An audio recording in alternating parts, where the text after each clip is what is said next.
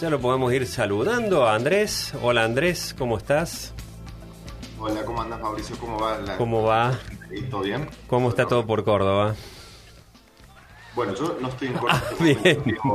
Vienen las afuera, vivo en Sal si puedes. Salsi. De hecho, estoy viendo el cielo está despejado después de 2 días de grises, bien grises y muy húmedos.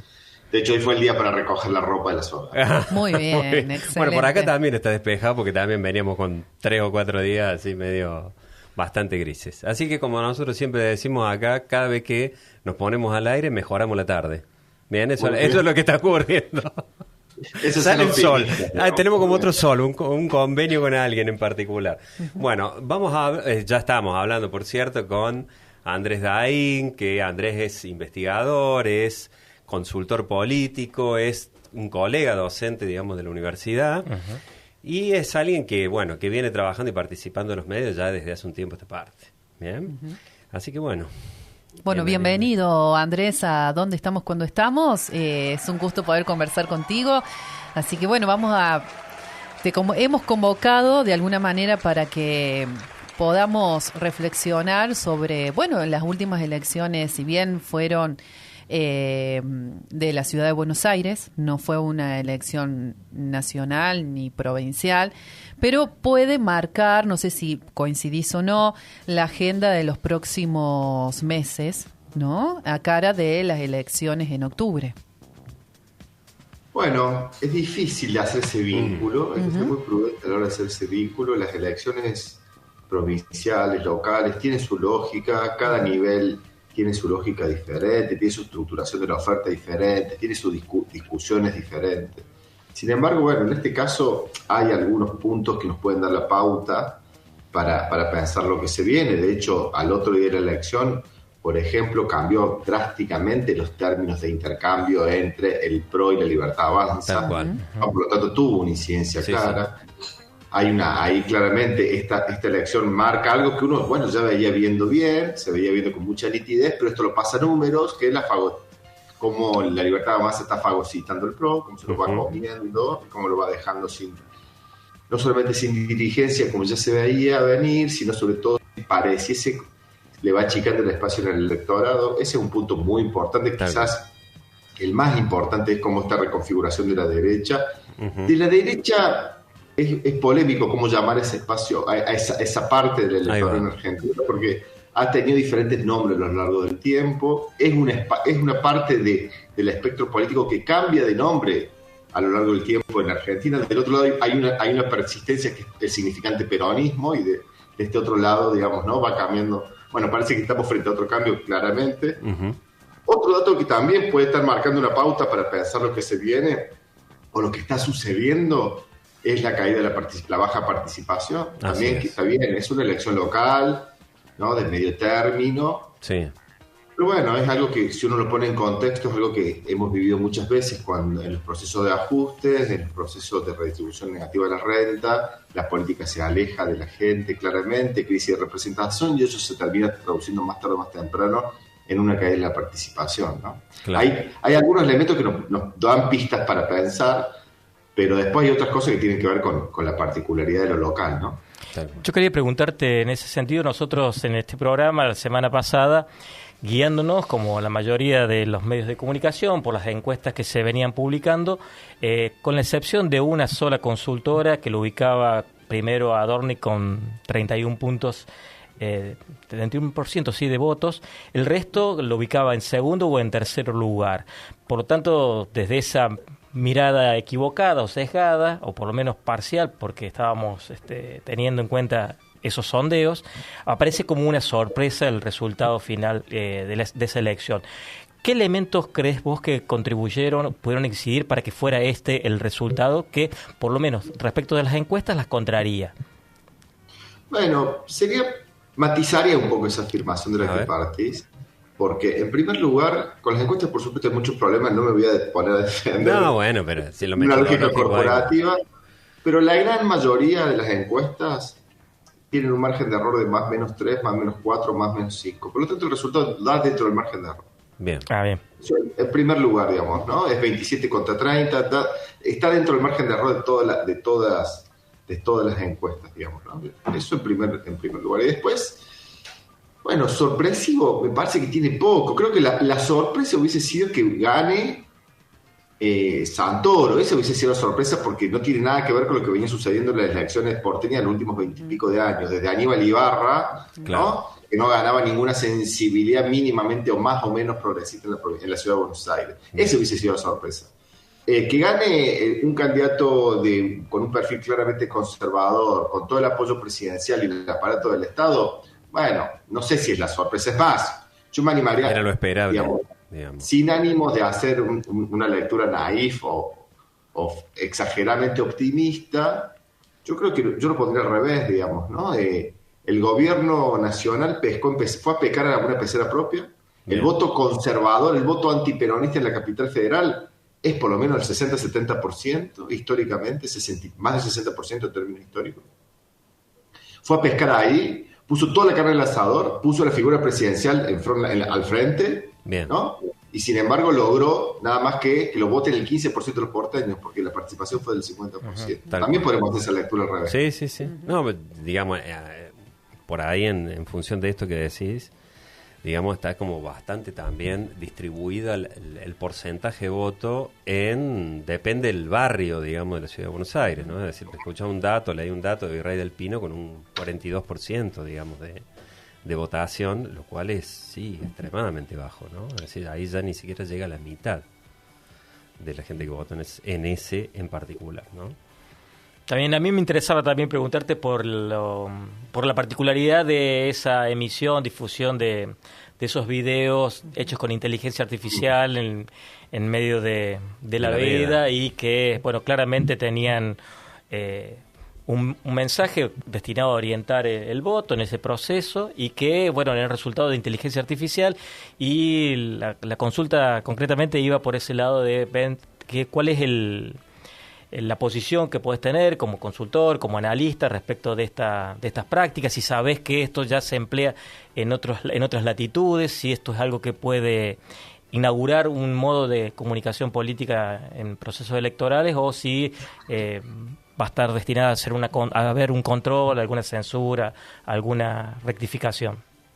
Difícil responderte, digamos, pero bueno, uno puede intuir algunas cosas. La primera es que es lo que se viene, es lo que ya es presente. Uno sigue hablando en futuro de muchas cosas, ¿no? Pero es lo que está. Ya son presentes. También es verdad que fue una que era, bueno, bastante dirigida, grosera, un poco también técnicamente, pero todos sabemos la velocidad que va esto, ¿no? Si hoy fue una, dentro de las elecciones presidenciales de acá a 2 años va a haber millones. Está claro que ya va a haber millones y van a ser todos muchísimo mejor técnicamente, ¿no? Uh-huh. Entonces, ahí me parece que cuando es una, bueno, uno dice, bueno, una operación más, pero cuando uno realmente en este bombardeo de información que estamos sometidos todo el día, tenga que dedicarse a distinguir qué es falso y qué no en un video, ¿no? Uh-huh. Me parece que ahí la cosa va a tomar otro color completamente distinto al que tiene hoy. Hoy capaz que agarró algún desprevenido, alguna desprevenida, ¿no? A alguien de más edad que no puede distinguir, que no tiene tanto el ojo tan afilado, o lo que fuese. Pero cuando vos tengas miles y miles de este tipo de contenidos que van a circular en paralelo a los contenidos, digamos, formales o oficiales, va a ser realmente, me parece que va a ser un desafío enorme. Uh-huh. Están ahí porque se me fueron las fotos. Sí, estamos acá. Va a ser un desafío, sin duda va a ser un desafío enorme, va a ser un problemón enorme. Uh-huh.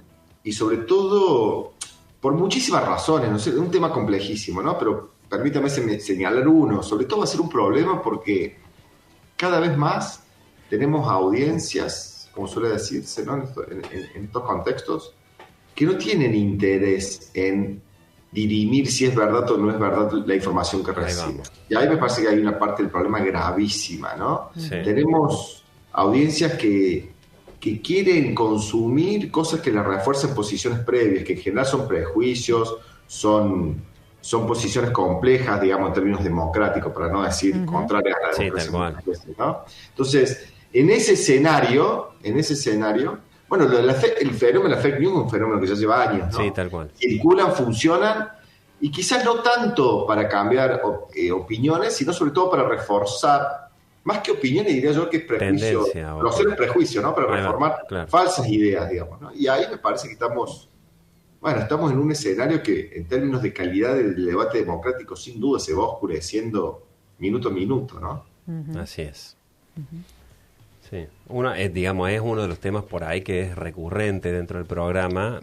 De hecho, nació el Dónde estamos cuando estamos, justamente problematizando esto, ¿no? Es decir, bueno, ¿cómo es el escenario comunicacional hoy en función de que estamos permanentemente en un lado, pero bueno, a través de las pantallas o bueno, con las mediaciones, no solo de los discursos, sino también con los mismos algoritmos, ¿no? Es decir, hay toda una cuestión, una tendencia de discusiones o de continuidad de los discursos que es como en un escenario comunicacional bastante complejo, ¿no? Es decir, hoy me parece que es un punto el que estás tocando como bastante neurálgico de lo que al menos pretendíamos discutir en este programa y seguramente no lo vamos a terminar.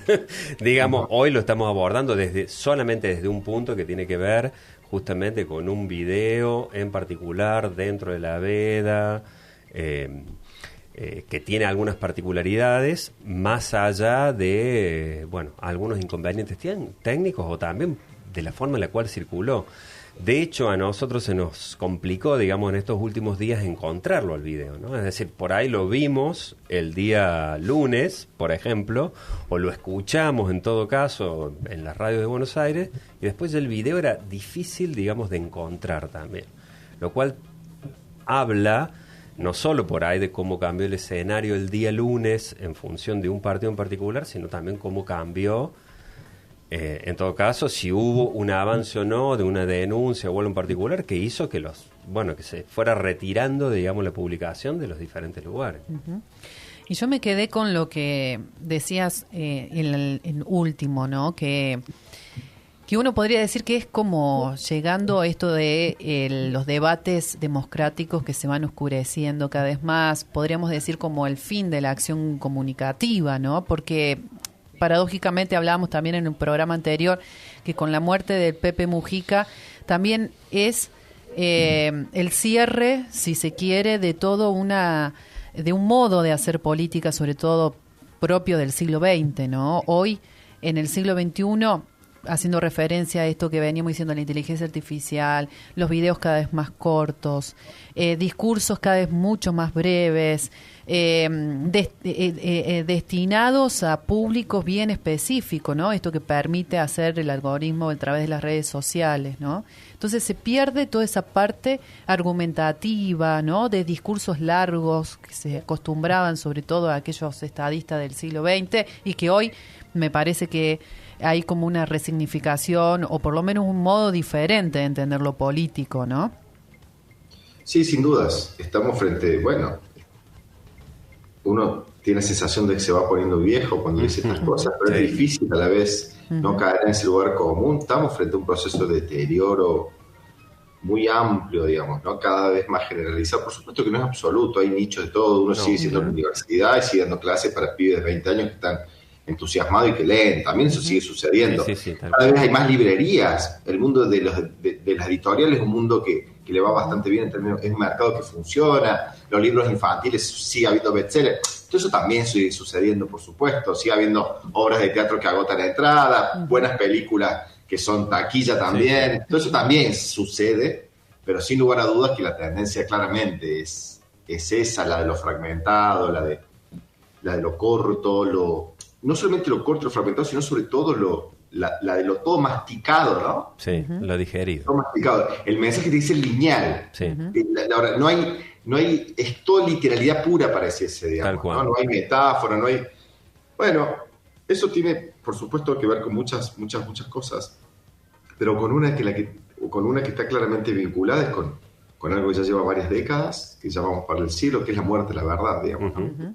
La verdad está muerto, y después de la muerte de la verdad uno podría decir, se empezó a imponer, de hecho la política también estaba muy atravesada por la verdad, cuando se afirmaba la existencia de la verdad.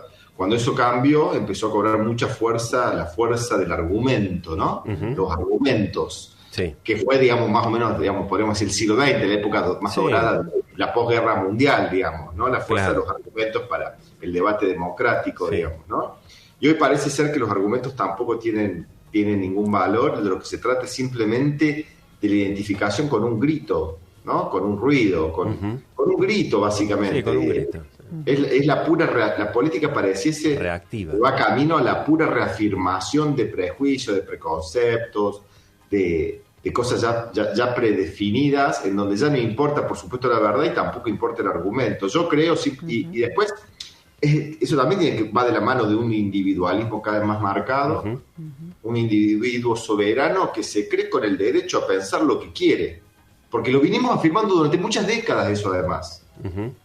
Lo vinimos afirmando durante muchas décadas, incluso desde el sector progresista. Sí, Cada sí. uno tiene el derecho a opinar lo que quiere. Y bueno, quizás sea hora de revisar ese dictum, porque en una democracia, como en cualquier ámbito, como en el ámbito científico, como en el ámbito cultural, todos los ámbitos tienen su lenguaje, tienen sus formas, tienen sus límites. Todos los espacios tienen sus límites en los lenguajes, ¿no? En la política democrática también, y me parece que quizás es hora de explicitar esos límites y de afirmar esos límites, o quizás moverlos, pero de reafirmar la existencia de un límite. En un debate democrático suena fuerte decirlo así, pero no tenés el derecho a opinar lo que quieras. No hay lugar para los debates racistas, no tenés derecho a ser homofóbico, a ser xenófobo, a gritar bala, bala, bala frente a un hecho de seguridad. Eso no tiene que ver con el debate democrático, eso cae fuera. Claro. ¿No? Pero en nombre del derecho a opinar lo que uno quiere, ¿no? Me parece que se han trastocado esos límites de manera temeraria. Uno siempre está de acuerdo con mover los límites a priori, pero bueno, parece que estamos en un camino que nos lleva, no sé, que da la sensación de que vamos a lugares difíciles, ¿no? Porque uno no termina de tener claro si esto es un escalón más en el proceso o es el corolario de un proceso, ¿no? Lo que es el presente en ese sentido. Y por momentos uno tiene la sensación de que hay muchos pasos más hacia adelante todavía, ¿no? Y si uno revisa la historia ha mostrado que hay aún muchos pasos más hacia adelante en esta tendencia, ¿no? Y eso la verdad que es peligroso. Yo quisiera regresarte a la dimensión de consultor.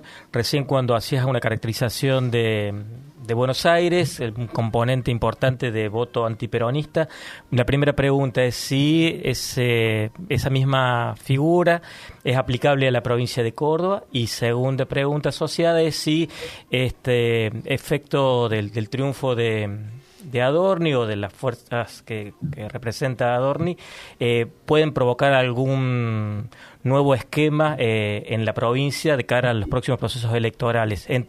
¿Se va a mantener el cordobesismo? ¿Hay posibilidades de que la oposición tenga mejores chances en los próximos procesos electorales? O si hay mediciones, registros que tengas y pudieras compartirlas con nosotros, nos ayudaría. Bueno, la respuesta es no y sí, digamos. Es definitivamente no a la primera. Ajá. Por un hecho muy elemental que es lo que le da tanta complejidad a la política cordobesa. Que en Córdoba viene ganando el peronismo hace más de 20 años. Claro. Entonces no podemos homologar, digamos, a la capital federal, digamos, a Córdoba, porque Córdoba gana el peronismo. No gobierna el peronismo. Y gobierna, está bien, Unión por Córdoba lo maquilla, dice, Exacto, está bien, exacto. le da su estrategia de campaña, pero en ningún momento de la Sota renegó de su origen peronista, de su afiliación peronista, ni Schiaretti, ni siquiera Yarlora tampoco. Tal cual, sí. Entonces ahí eso le da una complejidad a la provincia, a la política cordobesa, que es muy singular, digamos, ¿no? Que es una de las grandes paradojas, digamos, ¿no? De la política cordobesa probablemente, que por supuesto tiene su historia y uno puede rastrear cómo se fue construyendo. En Córdoba lo que hay más claramente es un furioso antikirchnerismo, ¿sí? Y uno puede rastrear cómo eso se fue construyendo, puede también rastrear cómo el cordobesismo fue un protagonista sin el cual jamás hubiese podido construirse 70%, 75% casi de voto tan anclado, de tanto rechazo al kirchnerismo a nivel nacional, digamos, ¿no? Pero en Córdoba es distinto, digamos, ¿no? En ese sentido, a lo que pasa, me parece, en Capital. Me parece que en Capital tenemos un antiperonismo, quizás, por usar un término rápido, más tradicional, ¿no? Sí. que el que tenemos en Córdoba, digamos, ¿no? Y por cierto, también es diferente con la provincia de Buenos Aires, ¿no? Es decir, porque es como que cada Digamos, cada dimensión que nosotros le pongamos, no sé, por ejemplo, analizamos el conurbano, tiene una realidad y una forma de votación, ¿no? Y hay, no sé, hay algunos distritos que son, bueno, muy kirchneristas, ¿sí? Bueno, donde abrumadoramente... Ahí estamos frente a un fenómeno, Mauri, que también que está muy poco presente en el debate público, pero que la literatura politológica lo tiene muy, muy estudiado, que es una creciente desnacionalización de la política argentina. Bien. La política argentina durante los últimos 50 años se viene provincializando muy fuertemente. Sin embargo, el debate lo ocupa, digamos, de manera casi excluyente la política nacional, ¿no? Pero el poder y la estructuración de la política se configura cada vez más a nivel provincial. Sí. Pero con diferencia, digamos. Sí, ¿no? Sí. Los gobernadores han sido políticos cargos, en la gobernación es un cargo de manera lineal, crecientemente más poderoso en los últimos 50 años, desde la dictadura hasta nuestros días, con las descentralizaciones, con los sistemas electorales, hay un montón de variables que explican. Sí. O sea, lo podemos ver en la jubilación, en la educación, digamos. Lo podés ver a eso en mucho, tenés razón en ese sentido. Y tenemos todavía, se sigue repitiendo mucho, ¿no? La imagen de el falso federalismo, un federalismo que funciona mal porque hay una nación que somete a las provincias. Bueno, eso es mitología. Eso realmente es mitología y la literatura lo ha demostrado, digamos. En Argentina tenemos provincias cada vez con más poder político, cada vez con más fuerza, y al contrario tenemos una nación cada vez más debilitada, ¿no? Cada vez más debilitada. Basta citar lo que pasó con Ficha Limpia. ¿Quién claro. Al fin? La decisión de un gobernador fue el que permitió que por supuesto que hay presión del gobierno nacional y todo, pero en última instancia el que tiene la ficha, exactamente, el gobernador para que los senadores hagan a tal o tal. Sí, para que voten, para que se levanten, para que digamos. Y en ese sentido, bueno, si hablamos de una creciente desnacionalización y de una pérdida de protagonismo en la política nacional, tenemos 24 sistemas políticos cada vez más distintos en Argentina también, ¿no? Y Córdoba es un ejemplo claro de eso, es un ejemplo muy claro de eso, de que cada provincia va teniendo su dinámica, va teniendo sus formas particulares. De hecho, qué sé yo, tenemos en Santiago del Estero un radicalismo kirchnerista, tenemos en Córdoba un peronismo antikirchnerista, y así, digamos, ¿no?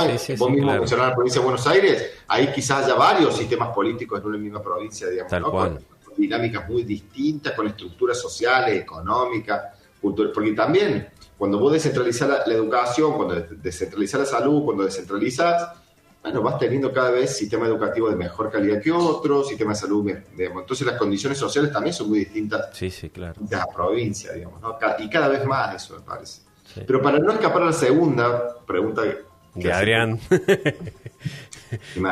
tiene que ver con lo que está pasando en Córdoba. Bueno, me parece que el cordobesismo tiene un enorme desafío para esta elección, ¿sí?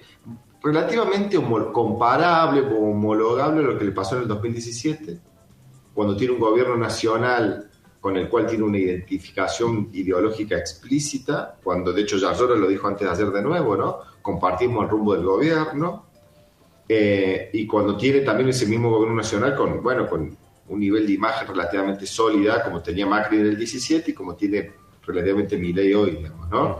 Ahí tiene una complicación el cordobesismo, porque hay que ver cómo construye un argumento para pedir el voto, ¿no? ¿En nombre de qué va a pedir el voto el cordobesismo este año en Córdoba, digamos, ¿no? Ahí tiene una cuestión, porque además también es una elección particular. Las elecciones de medio término son particularmente importantes para los gobernadores, porque es a través de los diputados, los senadores, donde toque, ¿no? Pero en Córdoba, a partir de los diputados, donde el gobernador pone, digamos, es a través de los diputados donde el gobernador traduce su poder político frente a la nación, digamos, tal ¿no? cual. Es su moneda de cambio. Entonces son muy importantes para los gobernadores estas elecciones, para Yarlora ni hablar. Entonces ahí tiene un desafío enorme. Y el otro gran desafío que está acá en Córdoba es, bueno, el espacio opositor, lo que era Cambiemos, lo que era el PRO, el radicalismo. Bueno, cómo se termina de reconfigurar ese mapa, digamos, ¿no? Porque la verdad que ahí también tenemos la ciudad de Buenos Aires como un antecedente, que salir a desafiar al presidente pareciese ser que puede ser complicado, te podés quedar con muy poquito, de lo que le pasó a Macri en Cava, digamos, ¿no? Con claro. No sé, los de Loredo, por ejemplo, claro. los Luis Juez, sí. ¿Cómo se van a terminar? Yo creo que hoy da la sensación que todos están peleando por ser el nombre del presidente de la provincia. Tal cual. Bueno, vamos a ver qué pasa ahí. Sí. todos, digamos, se están probando como el saco violeta, digamos, el saco. Sí, claro. De todo modo, es lo mismo que han hecho con... Digamos, sí, con claro, todos los sí, nombres. sí, sí. Exactamente esos dos nombres propios, tanto juez quizás más porque es más grande, hace más años, Sí. pero de Loredo viene el mismo camino que juez, que es ir probándose el saco, pelear por el saco del color del presidente, digamos, ¿no? Cuando uno es peronista. Claro, exactamente. Bueno, Bueno, brillante, la verdad que... ¿O no? Bueno, muchas gracias. En realidad siempre es un gusto conversar con Andrés.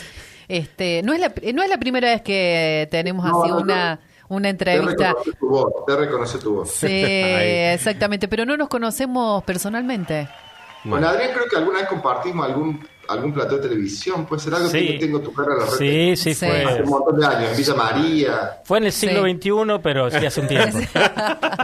Fue dentro de este siglo, digamos, por lo menos fue dentro de... Bueno, yo ya llevo vivido la mayoría de mi vida en el siglo XXI. Ya. Claro, Este está año bien, pasé. bueno, es un montón eso. Este año fue de bisagra.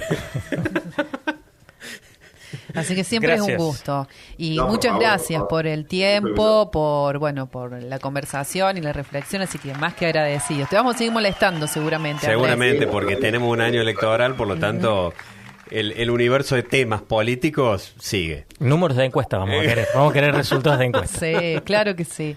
Claro que sí. Bueno, gracias, Gracias. Andrés. A ustedes, che, por la llamada. Dana. Chau, chau. Muchas Bueno. gracias.